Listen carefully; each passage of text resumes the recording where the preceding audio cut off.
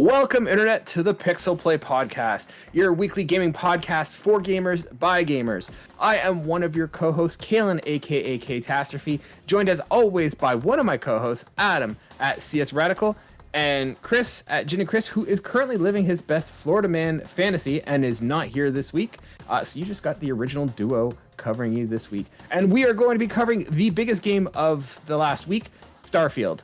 We're going to be kind of talking about our initial impressions for it's a massive game. I don't think we're going to have time to do a review in a timely fashion, so we're just going to give our early impressions of the game. If you like that and you want to hear more, you can find us wherever you get your podcast by searching for PixelPlay Podcast, or you can find us on the YouTubes if you want to see our lovely faces while we make the show, or on Spotify, where we also come in video format.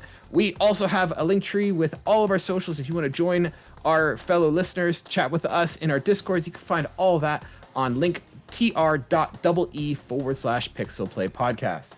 With that being said, Adam, what is new with you? How have you been? What have you been playing? I mean, I'm doing good. I mean, I'm not in Florida, but at the same time, it's summer. I don't know if I want to be in Florida. I just looked on the plus side, you're not in Florida. It's like normally on a regular basis right now, it's low 30s Celsius. Mm-hmm. That's for us, people that actually use the correct temperature system. Thank you. So I suppose I'm not too upset that I'm not down in really sticky, stupid, hot Florida. At the same time, last week we literally didn't do a show because you couldn't because of, I think it was your kid's first day of school. Yeah, it was. It was a long day.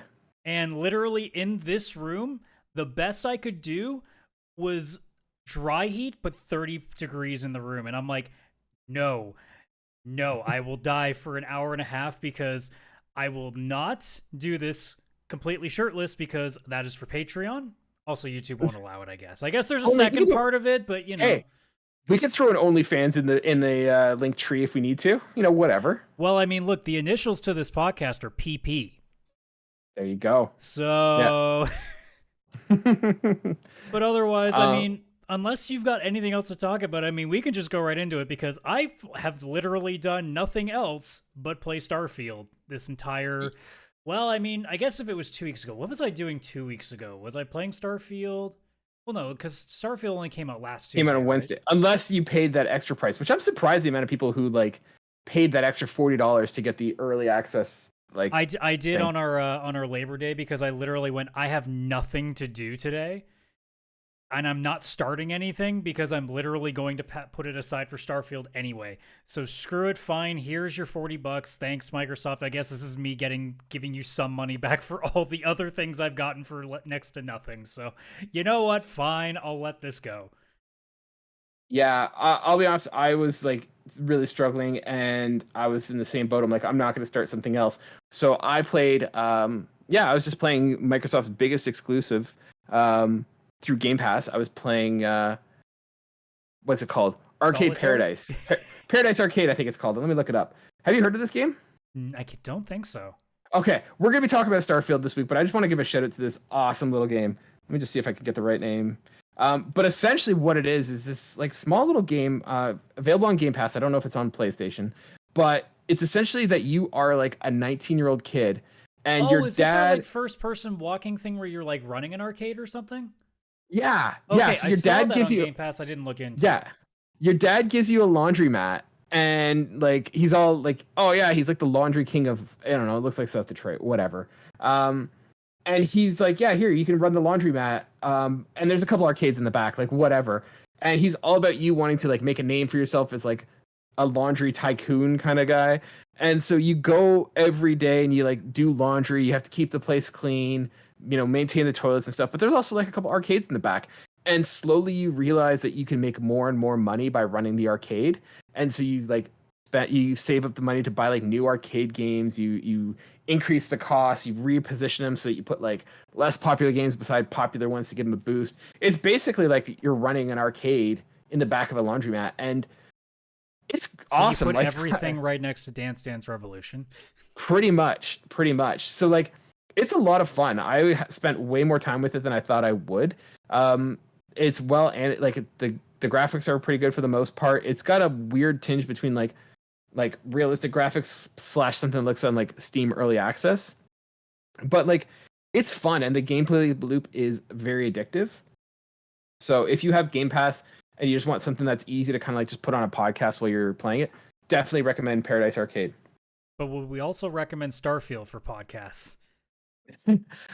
Personally, I'd say no. So let's just jump into it. Based on how far you probably are, maybe not, but there eventually does become a loop where it's like, you know what, I can do this without having to do too much paying attention.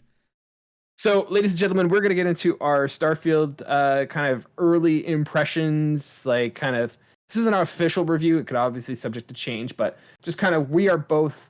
I'm about 15 hours or so in, maybe 10 hours into the game. Adam, how many hours are you into the game? Probably about triple what you've done, because I'm level 32. That's the life of a parent. Just, warning for all of you people who are thinking about it. That's what life is like. But we are not going to be spoiling anything with Starfield. We're going to kind of keep it very surface level, talking about mechanics, general themes, but not so much in terms of maybe a little bit of light spoilers and like the early aspects of what the story is setting up. But we're not going to be spoiling anything major in terms of plot. Yeah, I'm not going to go like too in depth on story. I might say like a couple of very vague things that are in reference, but like unless you've played deep enough into the game, you probably won't understand a word of what I'm saying anyway. So yeah. So Adam, like, let's just jump right into it. What initially surface level? How are you feeling about Starfield? It's been an up and down thing because I've been of like maybe like 15 different minds over the course of the 45 hours I've played, because there were points where I'm like, this is really good, and then there were points where I'm like, this is really jank though. And then there are other times where I'm like, yeah, but this is really good. And then there are other times where I'm like, but this is a really stupid decision. Why did they do this? And then it's like, but I really like that. And then I go, but I really hate this. So like, I've bounced so back and forth that like, I don't even know what score I'd give it right now, because I dance between a 10 and a 4 at times, because there are just certain things that I'm like, this is dog shit. And then there are times where I'm like, I fucking adore this. And I just can't make up my mind. So I guess if you're kind of centering it, like the 7.5, 8 range is probably where, you're averaging it right now. But I mean, as it stands, like, I mean, obviously I've put almost 50 hours into the game, so I must enjoy it in some aspect. Otherwise, what am I doing? I'm not getting paid for this. So, if I'm, actually getting paid, I'll suffer with almost anything if the price is right. But, I mean, it's a Bethesda game. Like, I know a lot of people are either in the camp of trying to really overly defend it, and then there are other people that are just focusing only on the janky stuff because, every game out, especially after Baldur's Gate 3, everybody just assumes it has to be like a pristine edition game now. To which I go, no, jank is capable of being overwritten by something really good. There are games that are pretty bad in terms of like how certain mechanics or how certain bugs are. But if the story is really good or if the gameplay is really good, you can look past a few things here.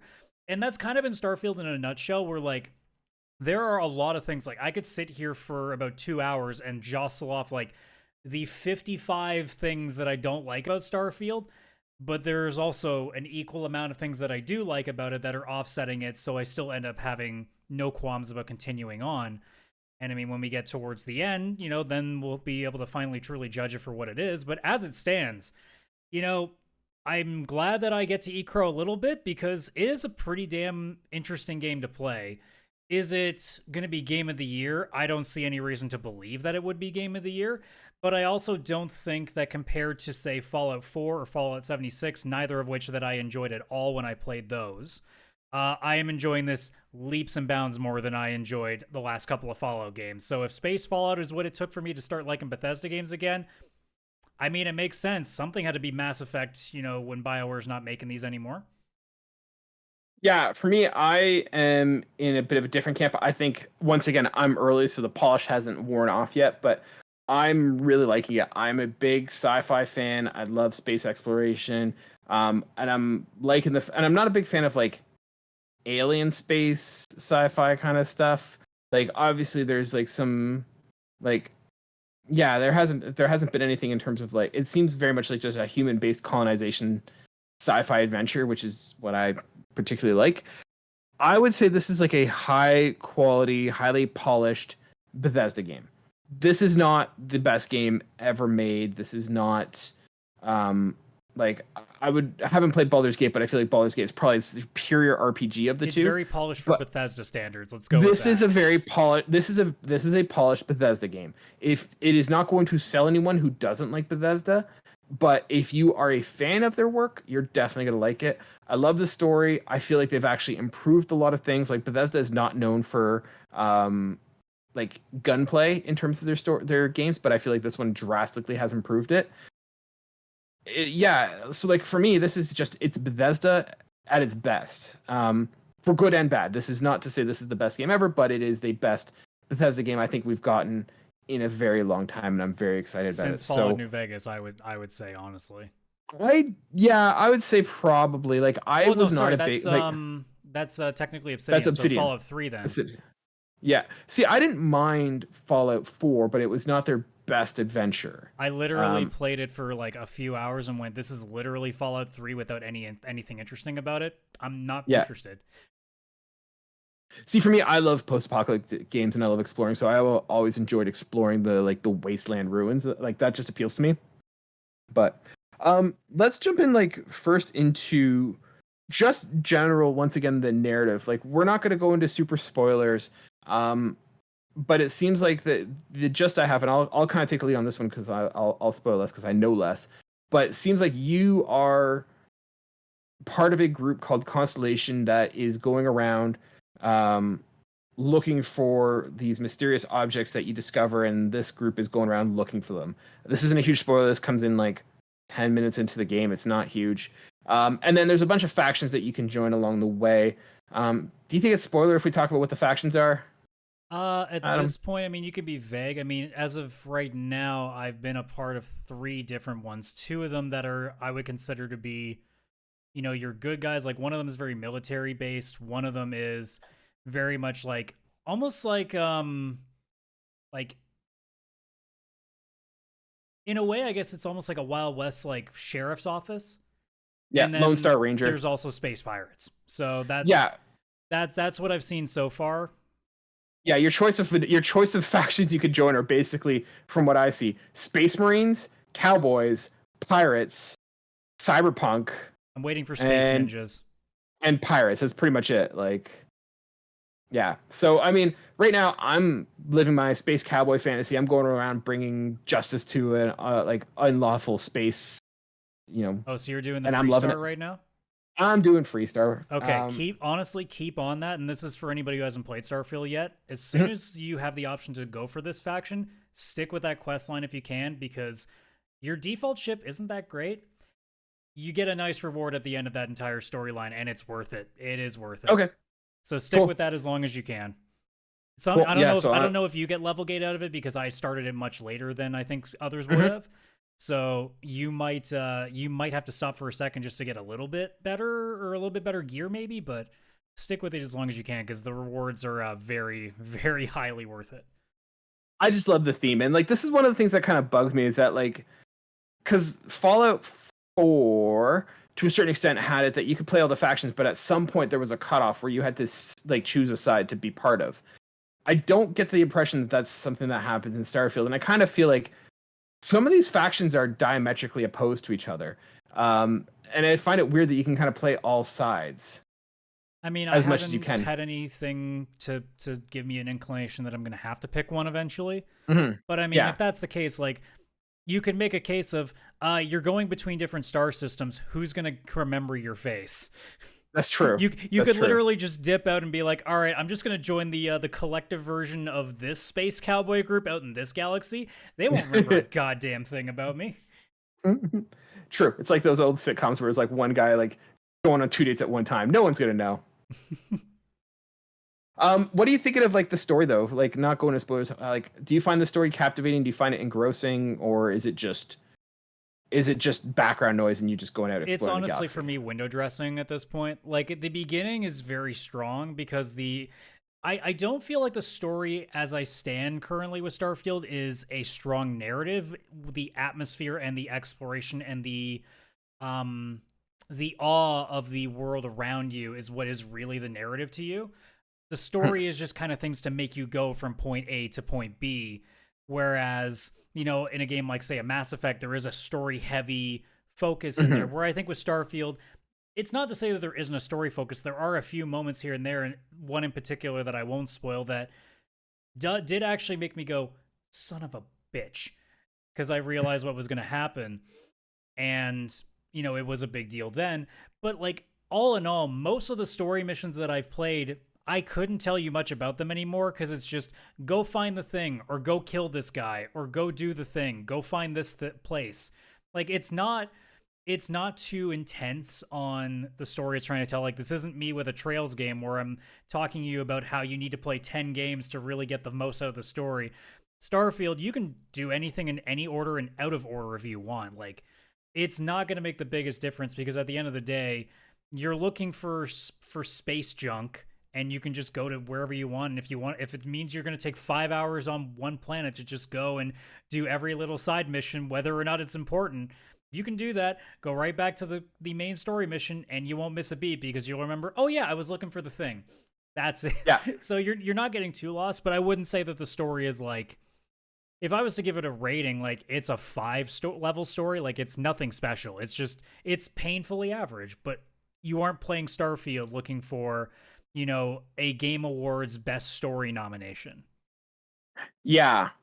For me, like I don't find Bethesda ever really does amazing stories. What they do really well, scratch that. They don't do very good campaign stories. What I find Bethesda does very well, and they do it very well here, is they do very small contained stories and vignettes, and that's what I'm enjoying about this. Like, it's these small little missions where, like, hey, there's this thing going on with like these different parties, like, you know, you have to kind of go and deal with it. Like, I did one where there was like a hostage taking at a bank, and like that was kind of like a fun little story to do. Like, doesn't contribute to the larger story at all. Like, it doesn't matter what the outcome of the story is, but there's a small little adventure where I'm, you know, a hostage negotiator, and that's super cool. Yeah, there's specifically 2 missions I can think of off the top of my head in my 45 hours where I went, that was a cool mission. But for the most part, it's more just, okay, I got the thing, and then I fought a bunch of stuff, and I found this cool gun, and I found this cool thing, and this person said this really funny line of dialogue. But, like, if you asked me to tell you back the story, I would have been just like, I don't know, I just went into a place and killed everything until I found the thing where the marker told me to go. Yeah. Did you do the speaking of like cool stories, I'm doing one right now. I haven't finished it, but did you do the one where you find the like resort planet? Like, there's like a resort planet and they're dealing with like a problem with like a spaceship and stuff, and you have to like, have you done this one? I'm not sure. I'm trying to think now. I might have, but I also have played like so much now that there's so many small missions that I could have like tripped over others. But again, too, like, it also depends on what paths you're taking, because there's a few missions that I've collected since the beginning of the game that I've just ignored. And that's something interesting that I found with the game is like this one, I am picking up side quests so fast because it's doing something really neat where you don't have to necessarily talk to someone to pick up a quest. Like, if you're just walking by a conversation and you overhear something, that can trigger a quest, which I think is really cool. I find I've also just basically avoided the assignment boards because those quests are basically go to the planet, find the thing, or kill the guy, and come back and get your small amount of credits. And that's been my problem with those. Like, I did a couple of them to try them. They literally will just give you like a small amount of credits. And by the time that I was starting to do those, I already had accumulated quite a bit that I didn't need it. So at that point, I'm like, this is a waste of time. And especially some of the Constellation assignment board missions, it goes, oh, go find an extinction event on this planet, which means you literally have to go on the ground and scan things on the planet that don't tell you where to go. You just got to find them. And that's way too much work for a small reward. Whereas I could easily pick up another board that just says, go find this guy on this planet and kill him. And that's a lot faster. So there are some missions that are definitely not weighed equally in terms of enjoyment factor. Some of it is definitely a completionist part, and that's where you're not going to hear me talk about it much because I'm already amazed that I haven't like charged through the story even harder. As being there. Well, the main reason is there's a point now in the story where it's kind of made me stop because I really want to finish some skill trees first before I do anything else. So I'm like, shit, I could do this. Or I could go in style, and I want to go in style, so I'm doing a little bit of extra work. Well, let's circle back to one thing you're talking about. You were talking about the extinction events and having to like go on the planets and and like scan things. I think that brings into a good topic of like the navigation of Starfield. Let's talk about like both in space and on the planets. Like one thing that Todd Howard kind of talked about was, you know, there was the idea that you could like fly to any planets and like land and stuff. Like, how are you finding the navigation both in space and on the planets? Well, the navigation sucks to the point that I have now just decided to go through the mission screen and fast travel to everything. Because flying around is slow and pointless. And honestly, I was correct, at least in my assumption, that the planets themselves were going to be pretty devoid of life. And the idea that, like, alone, you can go to Earth, and Earth, again, this is a very minor spoiler because it's told to you very early in the game, the atmosphere of Earth is completely gone, so it's become a desert planet. It's Mars now. Yeah, it's basically Mars. And it's weird because there are monuments, well, I should say monuments on the planet that are literally just landmarks, and there's no other buildings. So you're trying to tell me that, like, for example, they gave me, oh, go visit the landmark in the New York landmark. So I go to this spot on the map, and you can see it's the Empire State Building and nothing else. And I look at that and be like, are you telling me that when the atmosphere left and the planet turned into a desert, all of New York is gone, except for the Empire State Building? No, that's not how this works. And like with just any other random planet, though, like it's snowy tundra planet with the odd thing, forest planet with the odd thing, desert planet with the odd thing, moon with the odd thing. It's exactly what I thought it was. It's the same for anybody who's played Mass Effect 1 when you're driving around the Mako. It's barren land with the odd thing there that you can go to. So the exploring all of these planets, Todd, is not an interesting thing unless you apparently like staring at endless nothing. So that part of it was a little frustrating. And like I said, the actual navigation to these planets is really clunky because originally I started out using the star map because I figure that's what you're supposed to do. So, okay, I want to go from where I start at and I want to go to this next star system. Okay, so I go to the star map. Then I got to hit B to get off of the planet that I'm on. Then I got to hit B again to get off the star system I'm on.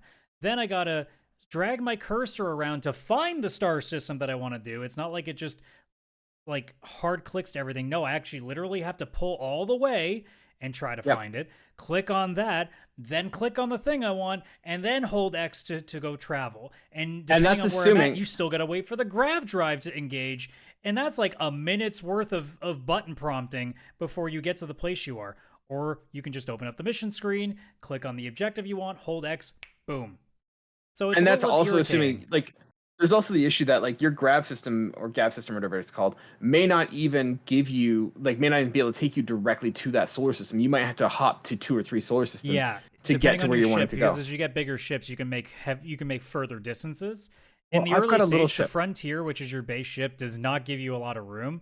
So there's a couple of missions in particular where I had to jump twice, and I'm like, I hate this. Why are you not just letting me go to this system? Because they're like, well, you got to stop. You can't fuel up. I'm like, yes, but there's no fueling system. It replenishes itself after every jump anyway. So why not just let me jump? It made the assumption that I stopped at other planets on my way. Yeah, it's like, I just want to go here. I know that we're like all thinking like Guardians of the Galaxy 2, where they tell you not to jump between too many star systems in a row. It's going to cause some shit. But I'm playing a video game. I'm not experiencing the grav jumps. Just take me to the damn system I want to go to. See, I like the space navigation, like the map and the navigation doesn't bother me. I love flying my spaceship to different like solar systems and stuff. That doesn't bother me. It is clunky, it is unintuitive, but for me, I kind of like. It looks nice, like the HUD looks nice. Yeah, I just don't like the amount of button prompts it takes. I just love like the whole charting and everything like that. Like it makes me feel like a spaceman, and it does look very visually aesthetically pleasing for sure. But I'm with you. Like once you get to the planets, like the planets are kind of boring. I find it very difficult to actually like land on the planets. Not like it's hard, like it's not complicated, but like you have to find a planet, set it down a marker, land on that spot. But like there's a couple times where I've wanted to, particularly on like Mars, and this isn't a spoiler, but like there's a point in Mars and there's like 2 stations right beside each other, and I want to land on like the one like actual base, and there's something beside it, and it keeps wanting to make me go there, and I'm like, I don't want to park there. I want to go park at the base. Yeah, it's great. So Like it's just it'll say, "I want to fast travel to this specific place," and it'll go, "Oh, so you want me to take you about 500 meters outside of it?" No, no, put me near it. yeah, but I like it. Um, in terms of crafting, I'm not a big fan of the crafting at all. I don't want to spend time looking for iron and picking up a whole bunch of trinkets because the trinkets take up weight, and I don't want to pick up a bunch of trinkets in order to craft other items. Like, are you using the crafting at all? Do you I care about the honestly have crafting? not at all. In fact, I basically gave up on the research system as well, and I also haven't. Mhm. I built one outpost and then realized there's no reason for me to use this either. Because I mean, space-wise, once you get a bigger ship, the cargo won't be an issue because you just throw it all in the ship cargo. And a Mhm. lot of elements you can just buy in shops, and you're gonna be so flush with creds, especially if you're like me and you steal everything. You will have more than enough credits to buy resources if you really need them. Mhm. So that's never been an issue. But yeah, like the crafting system to me, it's also the way the skill trees are, I don't like either because some of them are tied into skill tree things. And you don't gain levels enough to me to be able to actually flesh out the skill trees to make it worthwhile. So like I still can't put a suppressor on my I'm level 32 and I can't put a suppressor on a gun. Like I am a wizard with a rifle, but if you ask me to how to turn the little suppressor on the actual like barrel of the gun, I'm an idiot. So it's one of those things where it goes, there should be certain things that need to be weighted differently, and the way that the skill trees are, again, like I don't know if you want to talk about it as well, but like there's just some stuff that is completely useless, but it's gated or the stuff that you need is gated underneath another level of skills so that you have to unlock a certain amount of to unlock that next row. And it Mhm. just seems like, but I don't want any of these abilities. I'm literally just picking these out of like necessity because I want the one thing underneath it. Or Yeah. why do I have to keep leveling up this skill in order to even get something remote? Like the reason that I'm waiting to keep going forward in the story is because there's a skill that I need to unlock a couple more levels of. And the only way to do it is by destroying ships while I'm flying through space. But it's usually at random, so I'm not coming across space battles, which means I'm not leveling up that skill, which means I can't progress. So it's frustrating that these skills, I think you're not leveling up. Like you should be getting more than one skill point per level because there's Mhm. like unless the idea was that you're supposed to be specializing in something, to which I go, then you still need to limit how many skills there are because even with like I don't know if I'm going to finish this game in like the 40s at this point or something. There is Mhm. nowhere near enough skill points to have a nicely fleshed out character, whereas like I have I think 2 or 3 abilities maxed out and everything else is like a collective run of ones and twos because there's up to 4 levels. So Yeah. like I'm not getting like the most out of it in terms of my skill sets, which is kind of frustrating being this far in the game. And like there are some things that I'm looking at in the skill menu being like, why don't I have this? And then I look at the rest of my skills. Oh yeah, because I really need this first. So it's I Yeah. think there's a few tweaks they could do with that to make it better. Because there's so many things that tie in together that because of one bad decision they've made, it's affecting like 5 other things at the same time. Because I imagine the crafting, as we were talking about a second ago, the crafting would be better, the outposts would be better if there was a reason to do them, and B if it wasn't so unintuitive because it's not really interesting to do in the first place in the same way that like I'm begrudgingly doing lockpicking and I don't like how they've decided to do lockpicking in this game. It's Oh, not I that like the fun. lock picking. I like the lock It's picking. okay for a while, but after once you start getting into expert locks or not expert master locks, they're fucking infuriating Mm. because it's very easy to screw them up. And unfortunately, if you screw them up, you start picking away at literally. I mean, it's a pun intended, I guess. You start Mm. picking away at all your digipicks. And there's an Yeah. ability if you max out security where you can automatically take away a digipick to show only the things that are going to be used to unlock the locks because they'll give you more than you need. But like Mm. again, digipicks aren't exactly like in massive supply, so it can be very easy to also lose a bunch.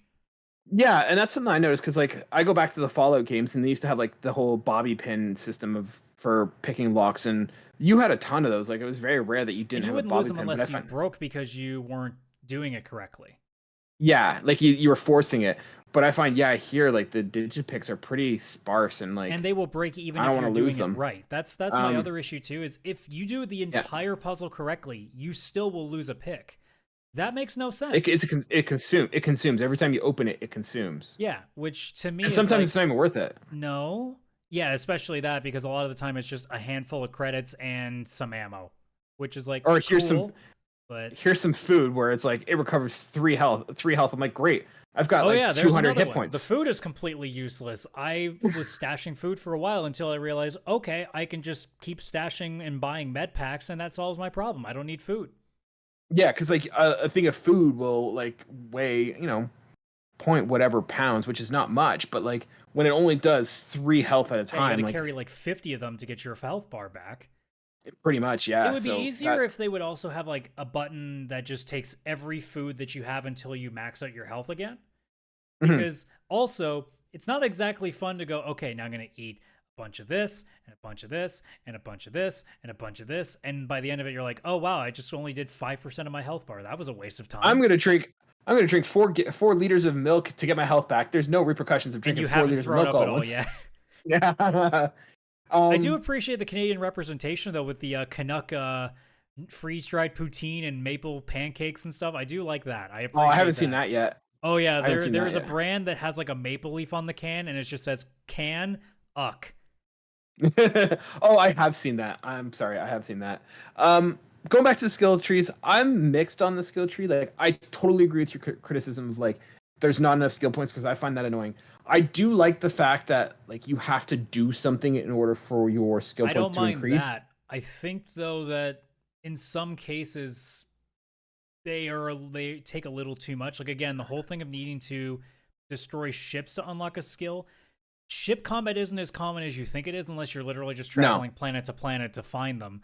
But like What about like if you're playing as a space pirate though? Can you just like initiate combat with people? you could, yeah, but at the same time I'm trying not to piss off all of my companions because they get very upset when I do anything really bad, which is another complaint. Sam Coe especially, since you were talking about him earlier, one of I your like him. companions, he really does not like it when I'm a quippy comical bastard. He really doesn't Oh like it when yeah. I make jokes, and I don't appreciate that because he looks like I got someone who should like jokes. He got mad at me at one point because I was talking to someone and they're like, "What if we just got rid of the people?" And I'm like, "Hypothetically, how would we get rid of them?" And he's like, "I hope you mean super hypothetically." And it's like Sam hated that. I'm like, cool It's down like for a second, buddy. Like, Sam, I love you. Tone it down a little. I'm just asking a question. Like, come on. So, But like I it's not even me saying anything that can harm people. It's just me like making a joke at somebody's expense. He's like, "That's mean." I'm like, "Sam, you're a space cowboy. Grow a fucking spine." you're a space cowboy who grew up on the frontier. Like, you figure you'd have like a little bit of like leather skin, kind of this kind of stuff. Like, come You'd on. think, but instead he's as brittle as they come. Yeah. For the going back to the skill tree, like I agree with you. I hate the fact that I have to jump through a bunch of hurdles to be eligible. So like I'm trying to become I want to be a pistol wielding cowboy. Like I said, that's my whole thing. So I'm upgrading my pistols, but like, or even like my jump pack. Like I got a jump pack, and it consumes energy. And so for me to like get it, I had to do like 10 jumps in combat. Cool, no problem. That's super easy. But then I have to spend a skill point on top of doing all those tasks in order to upgrade it, and then that takes away from me upgrading something else. So like I Yeah, to can't me it upgrade my should health. be once you unlock it, then all you're doing is clearing the missions to unlock the next rank. Because Yeah, that's the other thing too. yeah, Again, at level 32, I don't even think I've unlocked more than 20 skills, which is yeah.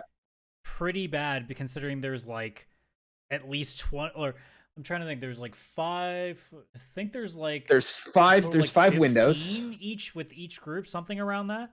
Yeah, I'd say that's about right.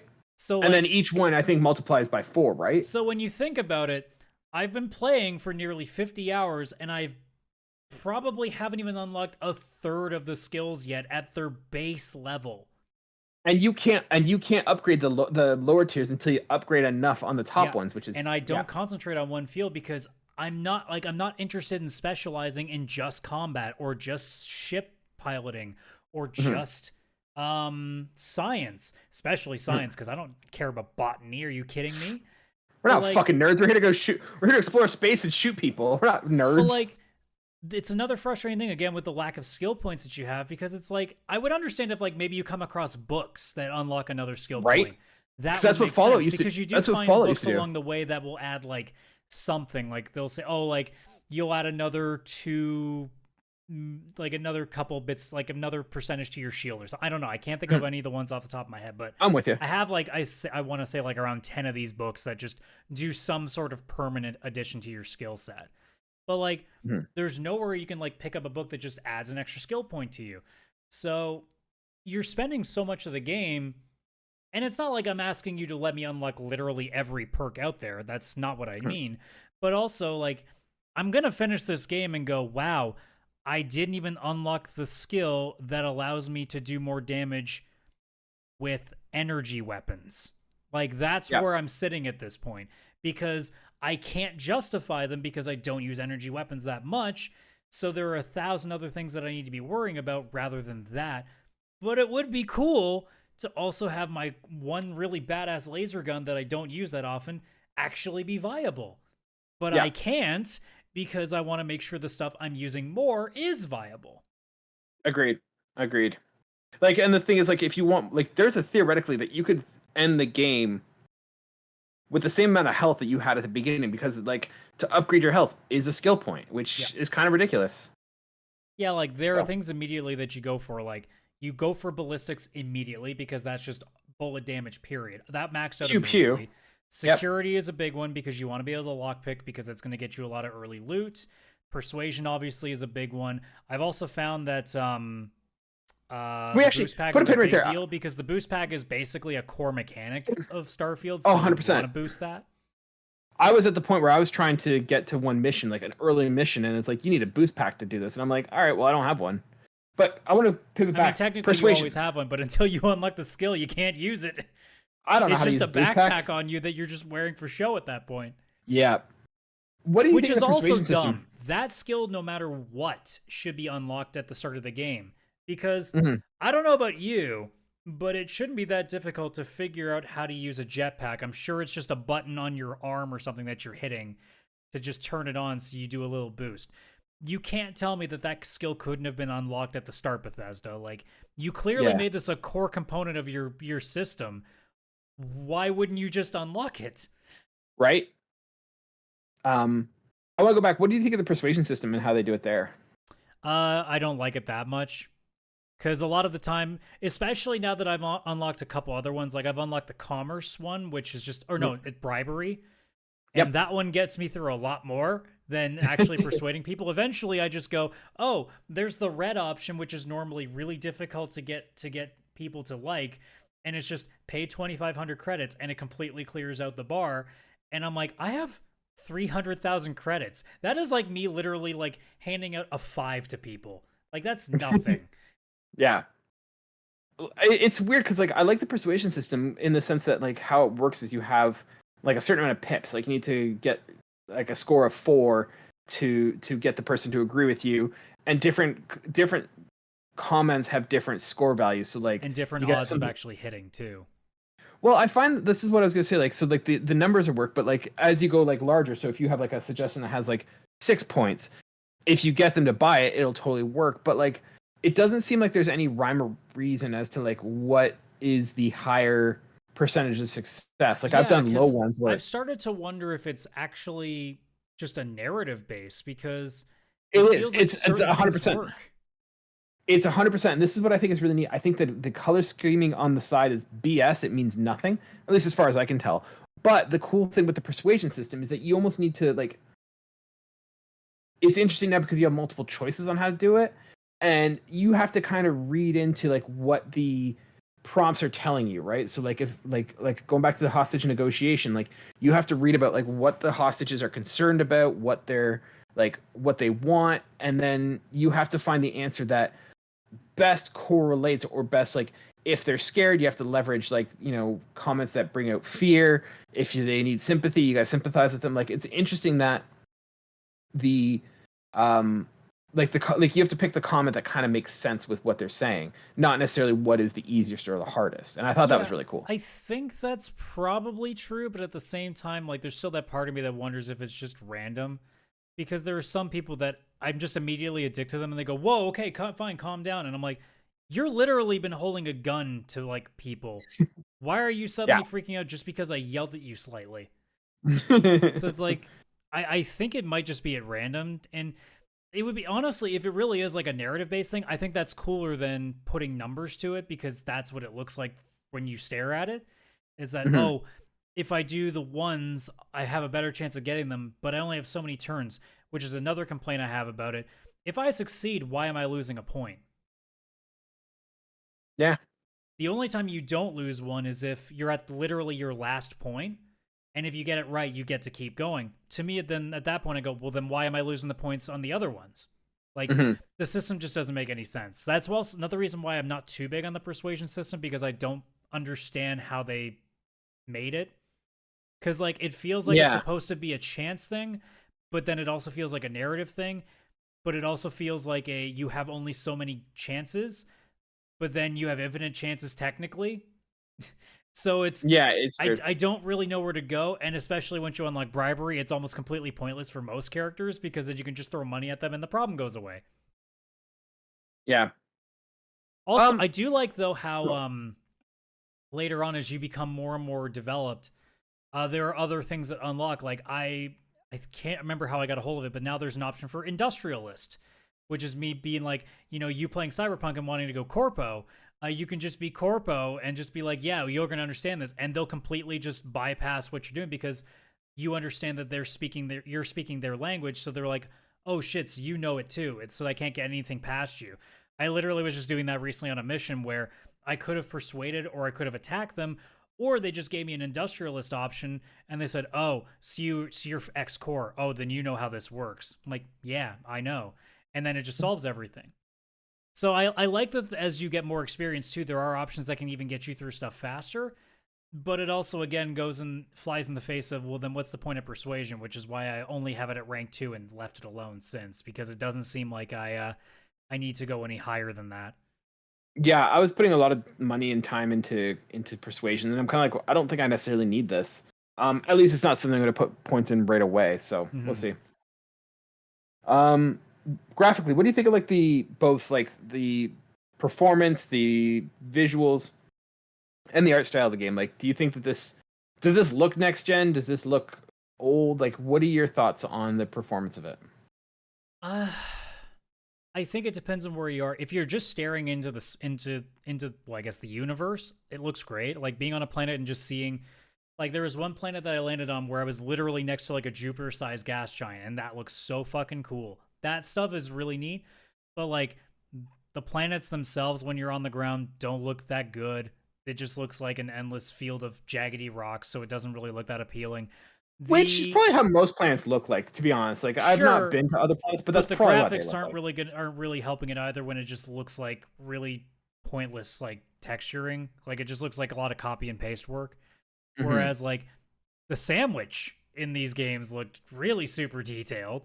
So like there's little bits here and there. It's the same thing where I keep going back and forth. There are a lot of things that look really, really good, and then there are a lot of things that don't look that great. Like, I think a lot of smaller areas don't look that interesting.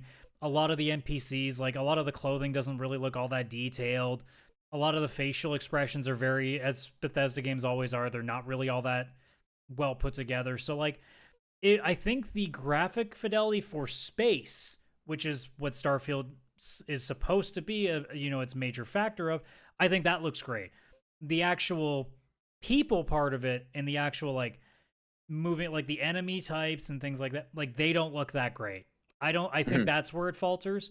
So like you have the awesome background to stare at, and then everything on the ground with you is okay at best. Like, do I think it's next gen? I think for how it's running, it's probably next gen, but I wouldn't sit there and put it up against, say, like a Horizon or a Last of Us Part 2 or anything like. I think there are things that are better than it, but at the same time, like, I'm not playing a game as big as Starfield is and assuming it's going to be like breathtakingly game-changing graphics, because there just isn't enough space to hold that. Otherwise, the game would be like terabytes big.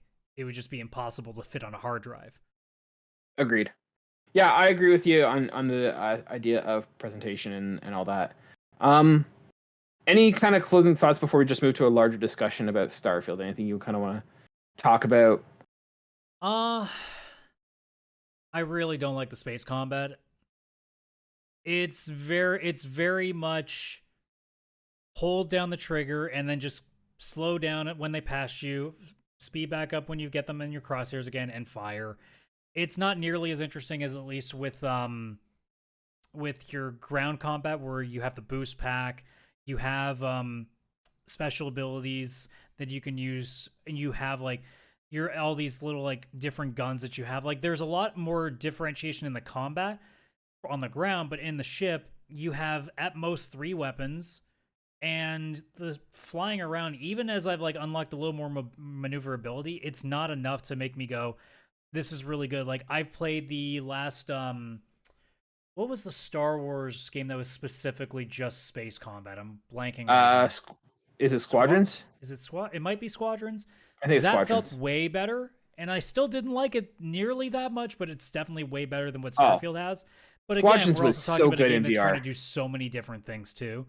But like the only thing I don't get with space combat is why does it fly like a World War II fighter plane? Because like you're in space, you could theoretically pivot. Like you could like stay in one spot and spin, but this one you constantly have to be moving forward. I think also the idea that you in the captain's chair is doing all the work. I think it'd be really neat if you could switch between things rather than piloting, because you're not flying a TIE fighter. You're flying this big ass ship you can walk around. There should be multiple battle stations.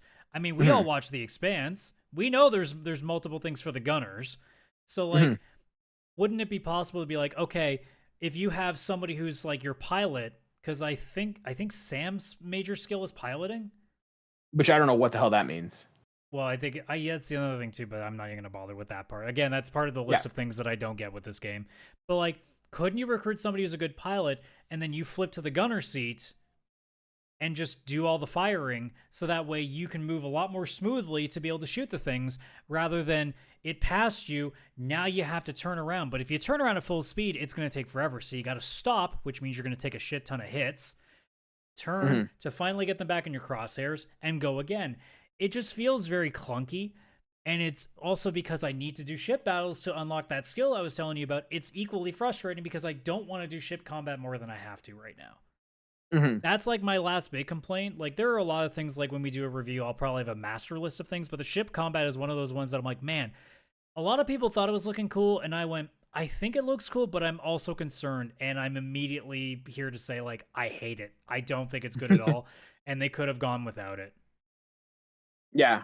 I'm so far liking it, but I'm still early on, so I'm gonna see where this kind of goes. Like I still think it has the polish of it being new, and I'm also kind of invested because I bought a whole console for this one game, so I like kind of like, no, it's totally great that I bought it, but I'm absolutely loving it. Like, like people have asked me, like, oh, well, would you get it? I'm like, well, as a Game Pass game, it's fucking worth every dollar you pay for Game Pass, and then some. Like, I don't even regret paying the extra $40 fee to get it, play it early. Hold that thought. We're going to circle back to that in a second. I want to go to another conversation that's been going on with Starfield outside of just the game itself, and that's reviews. What are your thoughts on like the reviews? We see some places that have been doing like 7s and average kind of things, some that have been doing 10s. Like, what do you think? Who do you think has got it right? Is this game a 10? Is this game a 7? Where do you kind of fall with the reviews and like the drama that's been going on there? It's hard to say, because again, like, when you look at like a Bethesda hardcore player, they are absolutely in love with this game. I honestly don't think, like, I've seen the discourse, like people mad that people are giving it a 10, people are mad that they're giving it a 7. Again, you know, this whole thing with game reviews where apparently you can't have an opinion, because if it's not the exact opinion of another person, it's wrong. To which I go, okay, like, I don't agree with every game that gets a 10. I don't agree with every game that gets a 7. Did I enjoy the game that they said was a 7? Yes. Does that matter now that they put it as a 7? No. I still like the game. Also, by the way, a 7's a good rating. I know that we all think that 7 means it's shit. It's a good rating. 7 is 2 steps above average. That's pretty good. I But think it's literally described as good. yeah, and Starfield is a good game. Like if I honestly had to like say where I fall on it, I think it's somewhere in the middle. Like I think I'm probably gonna finish somewhere around the 8 range based on where I'm at. Like unless the game gets completely tedious towards the end and I start really docking points on it, I think 8's probably about the sweet spot. Because again, it's a Bethesda game. You go in knowing it's going to be buggy. You go in knowing there's going to be a lot of NPC dialogue that's going to be a lot of filler. That's just going to be you moving from place to place. But like the scope of the game is incredible and it isn't as boring as I thought it was going to be. Granted, am I going to spend time like exploring planets? No, but I don't think I was going to do that anyway. But at least I don't feel like I have to do that. Whereas my concern was is that they were going to force you to have to go to city like little settlements upon each planet. No, you can get away with going to basically at this point I've maybe gone to 5 major places. You can get away with that and get most of the quest dialogue done, and you'll get more than your money's worth out of that alone. And if you're the kind of person that wants to do a bunch of completioning, well, this game is for you because there is so much goddamn shit to do. So you'll be plenty busy. If this is the one game you play for the next 4 months, you've got lots of room to work with. You can find things to do. But like, I know for sure it's not a 10. Like, if I'm looking at this purely objectively, there is no way this game is a 10. Anybody who's giving it a 10 is either, I'm not going to say paid off, but is going into the overhype of a AAA game, or they are literally the type of person who plays these types of games, so it's literally everything they want. But to the overall gaming perspective, it is not a 10, and there is no way that it's a 10. And if it's a Game of the Year nominee, I'm willing to accept that, but if it wins Game of the Year, then we have some serious issues. Like, that's my general opinion of it. But, like, anybody who's getting upset about it being a 7, even a 6, I would say, is a fair outlook at it, because there is a lot of things wrong with this game that if I really wanted to be stupid critical, like really high levels of critical, I could dock off a lot of points from this game. It would be very easy to do so. It's just, again, like I said, there's a lot of things going forward as well that can kind of like counterbalance it. So it's just a matter of, how many points do you dock? Because I mean, there's enough things wrong with it. It doesn't matter how well it balances out. I can't give it a 10 if there's a lot of things wrong with it. So it's a matter of like, what do you do? And I think that's the problem with reviewing in general, is that it's gotten to a point where the rating system used to be 1 to 10. We used to see games getting 2s, and we knew that that was a bad game. Now we look at a game getting a 5 and we go, that's a 2. Like, that's what it's become now. So when I see people rating it as a 10 and getting upset about it, I see, well, yeah, because they only have 3 choices. It's 8, 9, or 10. And they think it's a great game. So by that logic, it's a 10. And then when you see people who do it as a 7, and people get really mad because, well, 7s for the longest time mean they're okay at best. Starfield's not okay at best, but 7's not okay at best either. So it's kind of hard. Like, I don't like the discourse of both sides of it, because like the only reviews that I would get upset about at this point would be anything that's below a 5, because I think that's being very disingenuous. Yeah. I think one of the issues is that like it depends on what you're going into. And I think Bethesda's kind of a victim of 2023. I mean, we've had amazing games this year. Like, we've had Jedi Survivor, we've had Tears of the Kingdom, we've had Baldur's Gate. And I think Baldur's Gate, the timing of Baldur's Gate 3 made the review discourse even worse, because now you have like that perfect, like literal perfect 10 out of 10 to like so many people, and then Starfield comes out this, NPC like ridden buggy open world mess, and people are like, you're gonna put that next to Baldur's Gate? Yeah, and I think that's disingenuous. I mean, they're two different games. Like, sure, they're both RPGs, but they're not in the same vein. And so like, I think that if this had been any other year with an average release that we typically see, I think Starfield like would have done a lot better. I think this year there's a lot of competition of amazing games that have come out, and I think that this game suffers from that. If this game comes out last year, or especially the year before in the like really, really rough COVID years, this is a star, no pun intended. Yeah. I think the other problem is that like some people had themselves hyped up. This was a Bethesda game, right? Like, we know what Bethesda is. I find that this is a 10 out of 10 for a Bethesda game, right? Like, it's far less buggy than it normally is. Like, I'm not seeing nearly as many bugs as I saw in like Fallout 4 or Skyrim or anything like that. Like, remember what Skyrim was like on the PS3 when it came out? It's not that level. Even Fallout 76, it's like leaps and bounds better than that. Yeah, like NPCs will still get their like shaky shakes like every once in a while.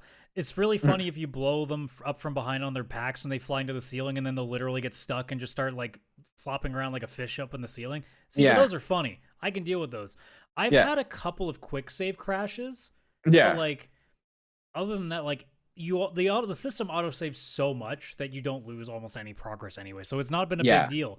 But again, like, it's a Bethesda game.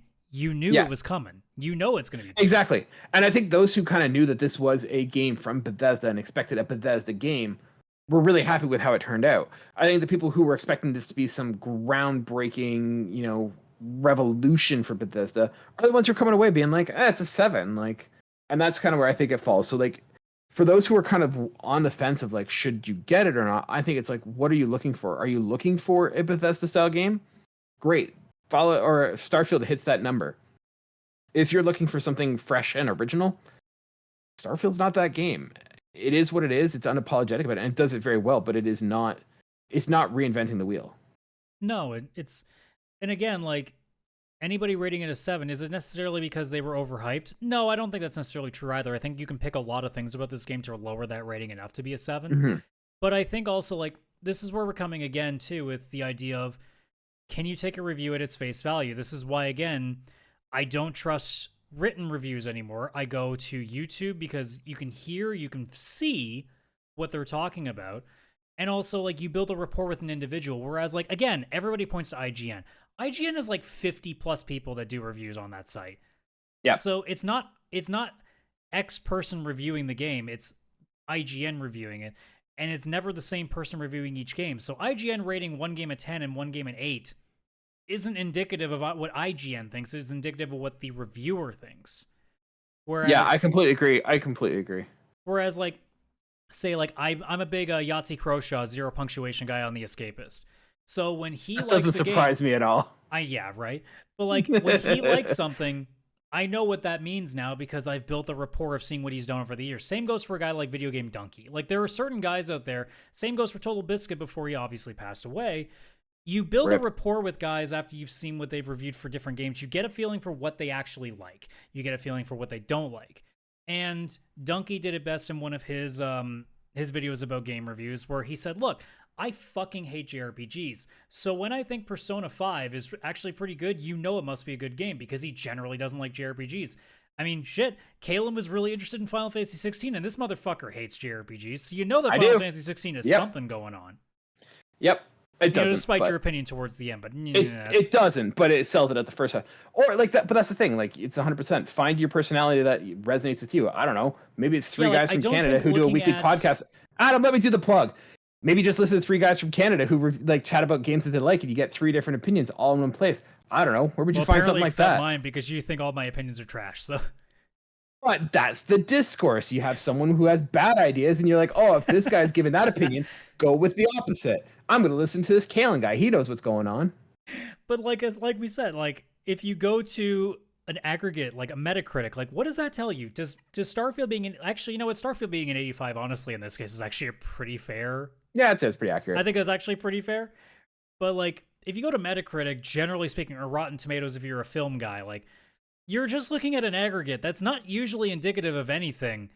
Go find someone that you trust. Like, if you haven't found somebody, okay, just search Starfield review. You did find someone. You found us. You're listening to the podcast. You don't need to look anywhere else. Just listen to us. That's all you need. We haven't done a review yet, so I guess technically they can't. This is the kind of review.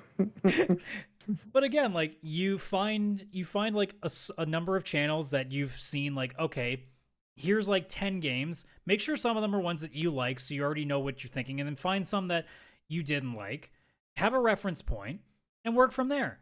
And instead, what happens is, again, because we live in an age of social media and internet forums where it's toxic as all hell and everybody needs to have like an us versus them mentality, it seems, ratings to them just is indicative of like, oh, you think the game's trash, or you think the game is over, like, this game's overrated. How could it possibly be a 10? It's like, guys, did you like the game? If so, good. Cool. We're good, right?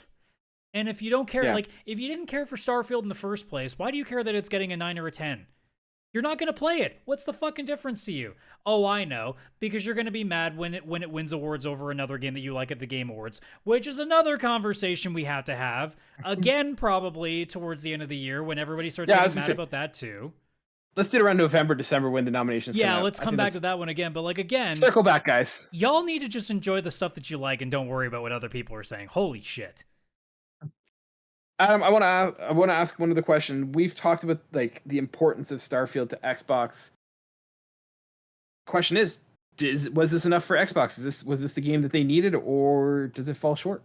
It's the game they needed, but after Redfall, I don't know if they've gotten their money's worth out of buying Bethesda yet. I don't think we're there yet. I think there's some more work to be done. I disagree. I think this is exactly what the Xbox needed. I mean, it's what they needed. No, but I think it's a huge success. It's a huge success for them. I mean, like literally, they took the Sony pony that is Kaylan, aka Catastrophe, and I've got other side. I've got an Xbox now. Like I'm not the only one that doesn't know how to look when the camera's mirrored, right? It's so weird, but I was the one I went out and bought Game Pass and a Xbox Series X for the sole purpose of Starfield. Granted, I'm loving all the other stuff I'm seeing on there. I'm playing Diablo. I'm playing Paradise Arcade. Once again, check that one out. That's also really good. But I'm also like, I'm now in the ecosystem, right? And I'm really enjoying it. Tell you all these little short, like 2 to 4 hour games on Game Pass you should be touching now. I know, but it'll still take me 3 weeks to get through the 4-hour game. Well, look, at least we get you starting somewhere. Now we can have both you and Chris cry over your backlog. Except for Chris, it's going to be 10 times more, but he has the time, and yours is going to be 10 times less, but you don't have the time. I already feel like I'm overwhelmed because I've got Tears of the Kingdom on the go. I want to get into Armored Core.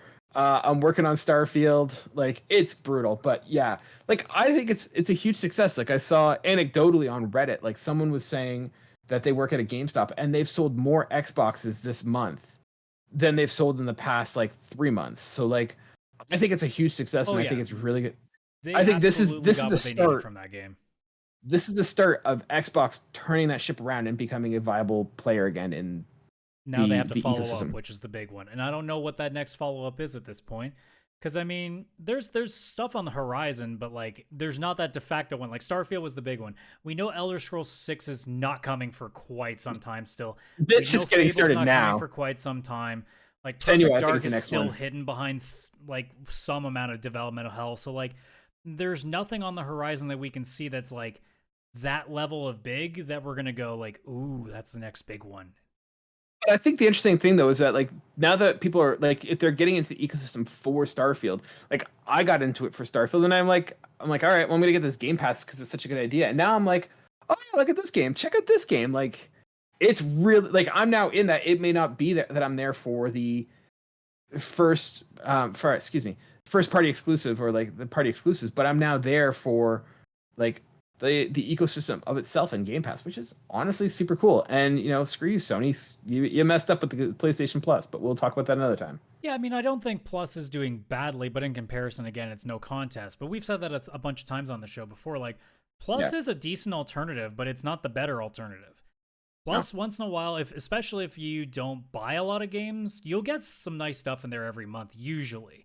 Same with the free, like, it's a comparison too. The free games you get every month are pale in comparison to what Xbox. Xbox is like literally, that's why they gave up. They can't do it anymore because Game Pass is just better anyway. But like, I do think that what Plus Extra still does some good stuff, but Game Pass just seems to have the better overall, especially on the indie side. They definitely have a much nicer selection. But like, both them having Sea of Stars on the same day for day one is unprecedented. And I think of all games, that is a huge one to do it on because it's being lauded right now as one of the best JRPGs ever. Not just in the last like generation, the last few years, ever. So that's a big deal. And again, it's, you know, I'm glad that you're on Game Pass now because you can see just the sheer volume of stuff you can get there that is ever rotating and ever adding. And it shows again that like competition's great, and it's why you don't want Xbox to fail. It's why you don't want PlayStation Plus to fail, even though, you know, it is currently not the better option right now, but you want it to get better because it means Game Pass can get better. And if Game Pass gets better, then PlayStation Plus gets even better. Like, that's what you want. And it's why I'm glad that I have both consoles, because it allows me to see both and be able to nitpick, okay, this is what I like about this is what I like about this is what this needs to work on, this is what that needs to work on. And it makes me appreciate what we have now, because back then I was used to just having one console. So you didn't know what the others had. You would go to a friend's house and you would see like the shiny thing and you would be like, man, I wish I could play that, but I can't sucker my parents into spending another bunch of money for that. Yeah. Adam, we're gonna wrap it up with one question. Do you recommend, I mean, I think obviously if it's a Game Pass game, no question. Would you recommend someone buying an Xbox, either S or X, to play Starfield? If open world games are your jam, it's a no-brainer. Now, if you're not an open world gamer, if you're not into a game that's going to make you play like 40 plus hours, because this game will, if you're going to finish this game, you have to play it for this long. Like, I know speedrunners are doing it in under 5 hours, I think, but those people are weird though. No one's playing like a speedrunner at the first time they play it. So, if you're looking for like a very heavy narrative driven experience, Starfield's not the game. But like, I think at this point, you know what you're walking into, Starfield. So, I mean, I would say yes to it in almost every aspect. But I mean, unless you're the very small amount that literally has no interest in Bethesda games, or you got an axe to grind with them, well, then I guess that's answered your question for you. So really, the answer is yes. The answer is just flat out yes, because I think the very few people that wouldn't enjoy it, they don't need me to convince them because they're not going to hear it anyway. Yeah, I wouldn't say to someone, if you're on the fence, this is not something worth getting an Xbox for. If you are interested, if you like Bethesda games, I don't think you're going to be wrong to go out and get even like a Series S to play this. It's more Bethesda. It's Bethesda at its best, but it's not going to sell anyone who's not a Bethesda fan. So, yeah. Like, because to me, too, is Starfield like on its own enough? I don't think that's a fair question either, because Game Pass itself is also the big part of it. Because let's be honest, you're not buying an Xbox and then buying a copy of Starfield, because that doesn't make sense cost-wise. You just get Game Pass for a month even, and there's your problem solved. So, like, that's a pretty good test right there. So, on its own, does it sell Xbox? I don't know if that answer is yes, but I mean, if you're getting it through Game Pass, that's an easy yes. Yeah. Awesome. And I think with that, I think that's going to do for our, I don't know what we're calling this, early impressions review kind of thing of Starfield. Yeah. So Adam, thanks so much for like helping out. Thanks for joining. Thanks for your thoughts on that. Chris, you've done nothing this week, so no thanks for you. Hope you're having fun in Florida. And ladies and gentlemen, I hope you enjoyed that. If you like that and you want to hear more, we post episodes every Wednesday at 12 p.m. Eastern Standard Time. You can find them wherever you get your podcasts, including YouTube and Spotify. If you want to be part of our Discord, start chatting with us. We're talking all about Starfield right now, but we would love to have you guys join us. You can find us wherever. You can find us on Linktree, linktr.ee/pixelplaypodcast.